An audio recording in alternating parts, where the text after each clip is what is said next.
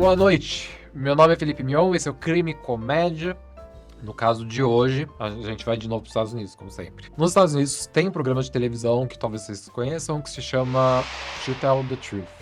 É um programa meio Silvio Santos. Já teve várias versões desse programa, com vários apresentadores, e basicamente o programa coloca 3 pessoas desconhecidas no palco. O apresentador conta então uma biografia, um tipo de uma biografia sobre uma pessoa, e o convidado, que geralmente é uma celebridade, ele tem que adivinhar quem dos 3 desconhecidos é a pessoa da biografia que o apresentador narrou inicialmente. É bem Silvio Santos mesmo, né, esse tipo de programa. Em outubro de 1972, esse programa já existia, e ele apresentou uma biografia de um tal de Ed Edwards. Quando eu vi esse nome, eu até pensei que era um caos, porque o nome né, meio causístico. O Ed Edwards, segundo a biografia, era um homem que um dia no passado tinha sido um dos 10 mais procurados pelo FBI. E que, no momento do programa, obviamente, ele seria, né, um novo homem. Só a título de curiosidade mesmo, o Ed Edwards, da biografia, ele tinha sido procurado pelo FBI por roubos e coisas desse tipo, e tinha passado 14 anos na prisão por causa disso, antes do programa de TV.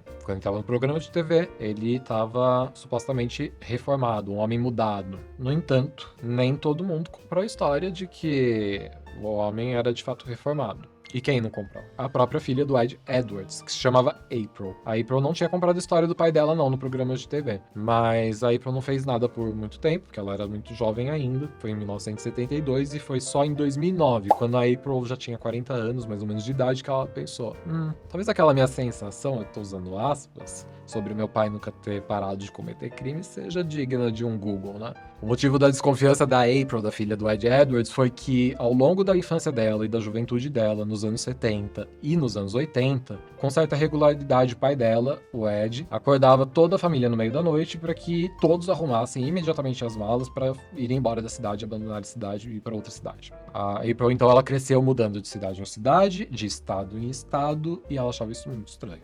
A desculpa do Ed era sempre que ele aparecia no meio da noite para fazer essa mudança, é que enquanto ele estava preso, ele dizia que quando ele tinha ficado preso, ele tinha virado, sabe aquela pessoa que dedura os outros? Snitches and rats. Pra polícia, enfim, ele tinha virado isso, e que quando ele acordava a família dele no meio da noite para abandonarem uma cidade e ir para outra, ele dizia que algum preso do passado que ele tinha dedurado pra polícia tinha finalmente descoberto onde ele morava, porque afinal de contas, snitches get stitches. Então, em 2009, a April vai pro Google, começa a digitar os nomes de cada uma das cidades que ela tinha vivido na infância, mais, né, no Google colocou mais crimes não solucionados. E ela encontrou, de cara, um duplo homicídio de um casal não solucionado, ocorrido nos anos 80, numa cidade de Wisconsin, e que ocorreu bem na época que a família dela morava lá, e logo depois a família dela se mudou de lá. Havia uma descrição, inclusive, do suposto assassino, que batia exatamente com o pai dela naquela época, o Ed, né?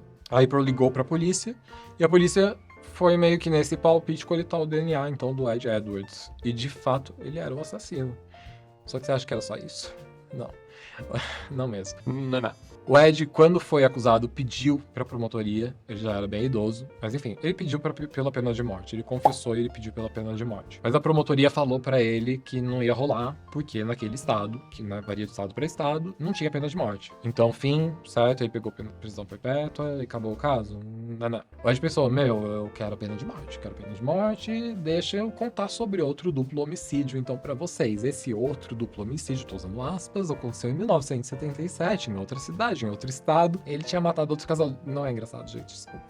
Ele tinha matado um casal em Ohio, outro crime real, não solucionado. O promotor viu o caso, que por alguma questão X ele também não poderia pedir pela pena de morte. O Ed falou: puta que pariu. Então, deixa eu contar um outro caso pra você. Em 1996, eu matei uma criança que eu tava abrigando, aqueles foster children, sabe? E, gente, e pior que quando ele confessou por todos esses crimes, os crimes que ele confessou, a polícia conseguiu comprovar definitivamente que eram confissões reais. De fato, ele era o assassino de todas essas pessoas, inclusive do filho, foster filho, né? Uma coisa do tipo. Não é bem uma adoção, não sei qual seria a tradução. Qual seria a tradução, plateia? Não sabemos. Ninguém sabe, então. Tá ótimo. Maravilha. Não eram falsas confissões, não. Por conta desse último crime, ele foi, então, sentenciado, esse crime do foster kid. Ele foi sentenciado à pena de morte, mas ele morreu por causas naturais em 2011, antes da execução da pena dele. No final das contas, o Ed Edwards era um serial killer que matou pelo menos 5 pessoas, comprovadamente, e quando ele foi naquele programa de TV que eu falei meio subsantos e tal, a realidade é que ele estava no auge da atividade dele como serial killer. Segundo várias teorias da internet, ele poderia ter sido o tal do Zodiac Killer, que eu nunca contei aqui, talvez eu conte um dia aí, mas, enfim, não sei. Tenho que ver se eu acredito nessa teoria. Esse foi o episódio de hoje. Eu espero ver vocês na semana que vem e tchau!